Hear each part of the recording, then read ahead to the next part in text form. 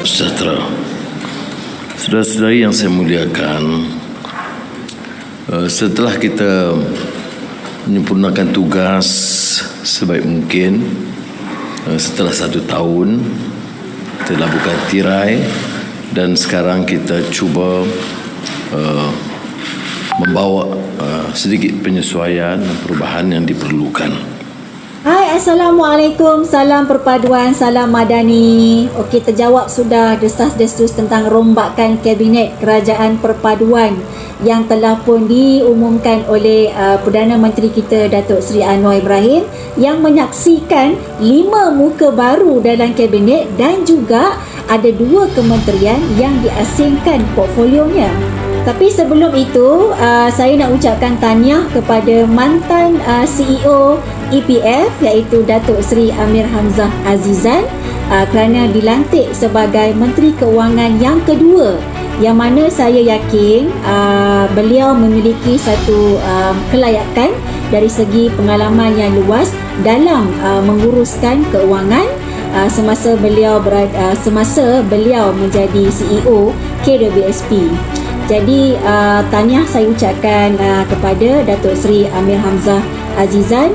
Semoga menjadi menonjolkan prestasi yang cemerlang dalam mengurus keuangan negara pula, membantu PMS kita.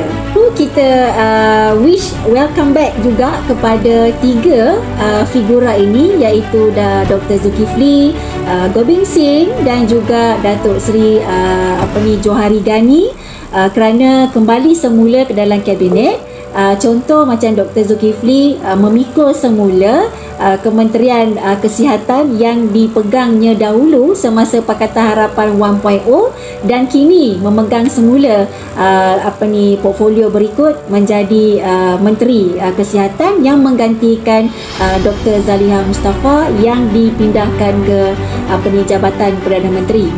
Begitu juga dengan Gobing Singh yang sebelum ini beliau memikul tanggungjawab di dalam Kementerian Komunikasi dan Multimedia semasa Pakatan Harapan 1.0 dan untuk kali ini pula tak jauh juga sekarang ni memegang pula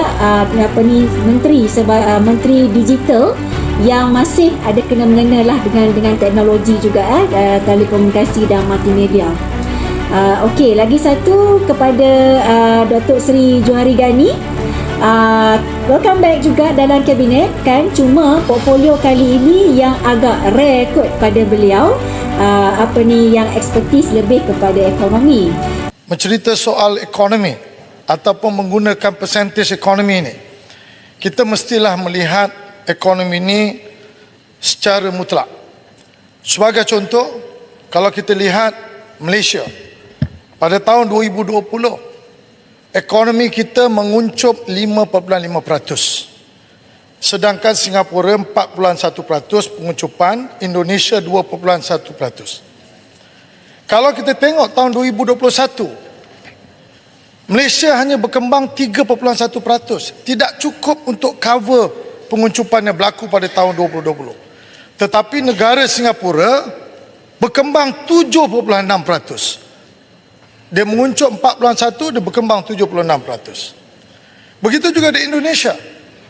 Dia menguncup 2.1%, tetapi 2021 dia 3.7%. Dia sudah cover dia punya penguncupan 2020. Kita pada tahun 2021 masih belum recover kita punya 2021. Sebab itu apa yang kita lihat tadi, 8.7% yang disebut oleh Yang Berhormat Larut itu adalah kerana low base effect. Jadi ekonomi ini, rakyat biasa dia tak berapa faham. Jadi apabila kita membentangkan sebagai ahli parlimen, kita mesti bertanggungjawab. Saya nak beritahu Yang Berhormat Larut tadi, kalau kita tengok dari segi kadar pengangguran, apa yang berlaku kadar pengangguran pada tahun 2020, 2021, 2022, saya nak sebut sini 2021 kadar pengangguran negara meningkat 730,000, 4.6%. Kemudian 2022, hari ini kalau kita tengok kadar pengangguran jatuh balik 581, iaitu 3.4%. Statistik lain yang saya nak kongsi, kadar hutang meningkat 1.5 trilion.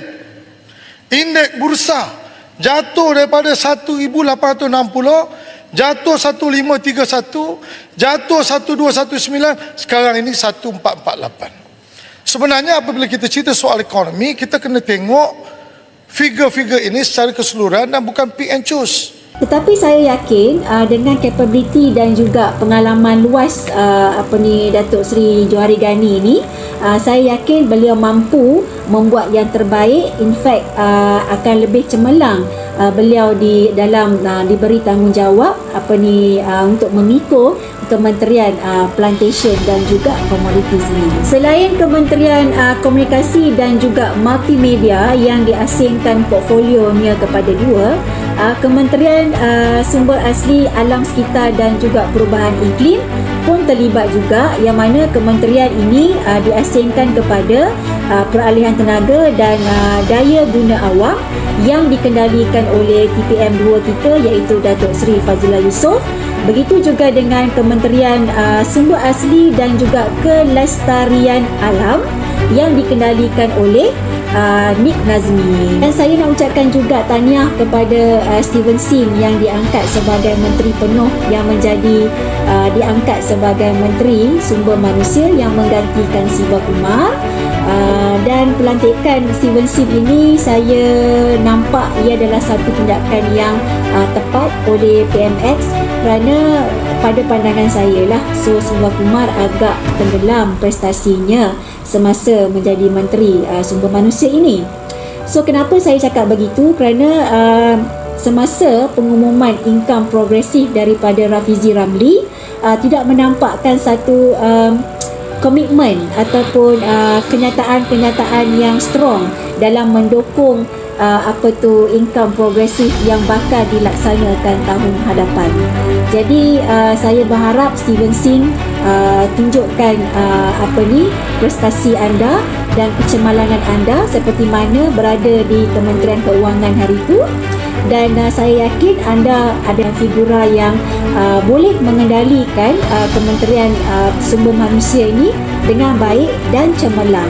Memandang tahun hadapan 2024, income progresif bakal dilaksanakan, yang mana Kementerian Sumber Manusia ini memainkan peranan yang sangat penting. Jadi saya nak ucapkan tahniah kepada semua pelantikan yang telah diumumkan, dan saya sebagai rakyat berharap agar dapat memberi perkhidmatan yang cemerlang dalam melonjakkan ekonomi Malaysia seperti mana yang digariskan di dalam Madani framework untuk mengangkat ekonomi yang lebih mampan dan juga lebih berdaya saing.